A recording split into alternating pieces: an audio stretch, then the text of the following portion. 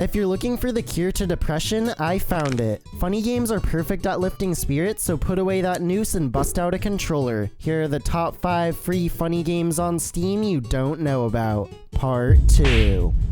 Aperture Desk Job is set in the Portal universe where you play as a new hire completing desk jobs for Aperture Science. Well, at least that's how it starts out. You're a toilet inspector being guided by a robot named Grady. My name's Grady. You can call me that. I mean, let's do introductions later. You should really already be... Honestly, I'm surprised you're not fired already. As you're inspecting toilets, you knock some ammo into one, which gives Grady a great idea to make a toilet with guns. Presenting the Aperture Science Turret. Naturally, this gets you into some trouble since you're supposed to be a toilet inspector, not destroying a warehouse with toilet guns. The gameplay is very simple as the main focus of the game is on the story. There is a good amount of gameplay variety that almost all involves the toilet. Grady is constantly cracking well-written jokes in response to your actions, much like GLaDOS and Wheatley did. It's not our job to test if the toilet's on fire, right? Just do your regular thing like normal. Move it down the line, and then it's somebody else's problem. I especially enjoyed the subplot with the praying mantises, watching how they evolve over the course of the game and surprisingly relates to the ending. It even adds to the backstory of one of my favorite Portal characters, Cave Johnson. If you're looking for a hilariously well-written spin-off game set in the Portal universe that'll subvert your expectations, then I recommend Aperture Desk Job.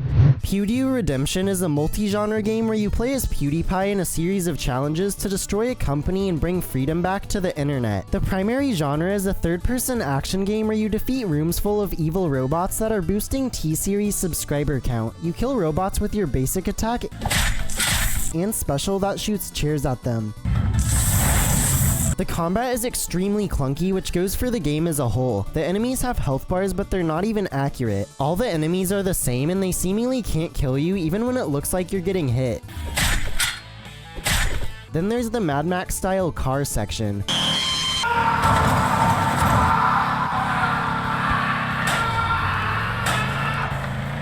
Holy moly. This was the worst part, which also made it the most funny. The car controls are very slow, and some hills you literally can't get up. You do have a boost, but that can stop working after one of your physics-defying crashes.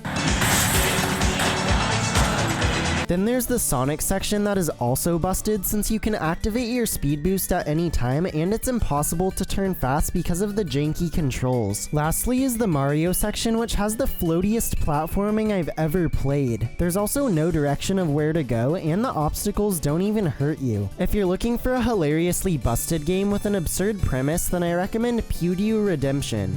King of Crabs is a multiplayer battle royale game where you play as a crab fighting other crabs to become the King of Crabs. I thought I already was the King of Crabs after my last girlfriend, but apparently they made a game about it. Damn! The game has 3 modes, Friendly, PvP, and Team Deathmatch. In both Friendly and PvP, the goal is to grow as big as possible by killing the AI enemies and eating them. This also restores your health. The difference between the 2 modes is in Friendly, you can't kill player-controlled crabs, so it's essentially player versus environment. PvP is much more tactical as you have to be considerate as to how much health you have compared to players and other enemies around you. The gameplay is very simple as your crab attacks automatically once it's in range. Around the map are weapons and shields you can pick up that break after a certain amount of uses. Big Shaq. Boom. Lastly is the PvP mode, which pits 2 teams against each other. This mode was the weakest as the team who stays together best is usually gonna win every time. Every crab has a unique special ability that can be activated once this bar is filled up, as well as different stats, which keeps you wanting to unlock new crabs. Crabs are unlocked by leveling up to get random loot drops, which also give you skill points and gear to upgrade your crabs. If you're looking for a simple battle royale game that you can invest a lot of time into, then I recommend King of Crabs. Miscusi is a casual adventure sandbox game where you play as a man causing chaos around the world. He controls much in the same vein as a character from Gang Beasts or Human Fall Flat, where the controls are intentionally sloppy, making for funny moments. There's a variety of tasks to complete in each level, which can unlock new cosmetics or open up the exit to the next level. Each level is set in a new location, and the tasks you do relate to that level's theme. Because each level is a sandbox, the tasks are varied, with some requiring puzzle-solving skills while others have you search around the level for a certain number of items, for example. Or just knock someone out with your punch. The physics of the game are busted in a mostly good way, but you can get stuck in the ground if you fall from too high, which is funny but also frustrating since you have to restart the whole level, which is also why I quit playing. The camera also sucks in tight spaces, especially since there's no camera controls, but if you're looking for a broken physics game that has the controls of Gang Beast and the checklist level design of Untitled Goose Game, then I recommend Miscusi. Open World Game. The Open World Game is a meaningless parody of open world games and their tropes. The game starts off by tricking you into thinking it's a first-person game before morphing into a top-down 2D game where all you can do is move.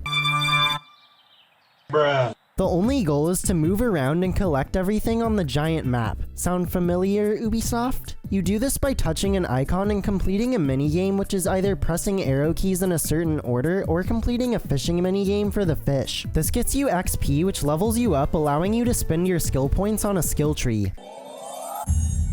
Most of the skills are completely useless as the game hints at a cooler game with epic combat that obviously doesn't exist here. Some skills are actually helpful, if by helpful you mean collecting all of the useless collectibles faster, like faster movement speed or making the minigames easier. For whatever reason, I maxed out my character's level and put almost 40 minutes into this, probably because I have a monkey brain that likes checklists. If you like completing tasks even if there's literally no point, then I recommend Open World Game, the Open World Game. You're gonna have to wait a few more minutes before grabbing that bleach because I got 3 bonus games! Max Gentleman is a score-based game all about stacking as many hats as possible. In the game's 2 modes, the goal is to stack as many hats as possible to either reach a high score in the dodgy levels or beat your opponent in the drinky levels. In dodgy levels, there are birds who will knock a hat off if you hit them, so you have to move your hats around and jump over them while also trying to jump into hats passing over you on carriages. Similarly, you have to jump over projectiles being thrown in the drinky levels while picking up drinks before your opponent to gain a hat. If you're looking for a hat collecting game with a unique hat jumping mechanic, then I recommend Max Gentleman. Loading Screen Simulator is a clicker style game about a loading screen. Like all clicker games, you click on something to earn money, which you then spend in a shop. However, unlike every other clicker game, the upgrades here are pretty much useless. There's some decorative things to buy or a side game, but nothing to invest in long term. It's essentially a parody of clicker games since there's nothing to work towards other than discovering what, if anything, happens when the loading bar fills up.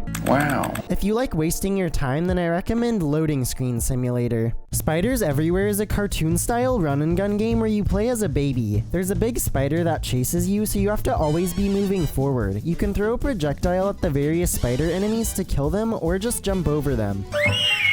There's a good amount of enemy variety that keeps you on your toes as you want to go fast but not be reckless since you die in one hit. If you're looking for a cartoon-style action game, then I recommend Spiders Everywhere. Those were the top 5 free funny games on Steam you didn't know about. Part 2. I'll have part 1 to this video as well as my playlist of free Steam games you don't know about linked in the description. Thanks for watching and don't forget to like and subscribe to keep up with this ongoing series.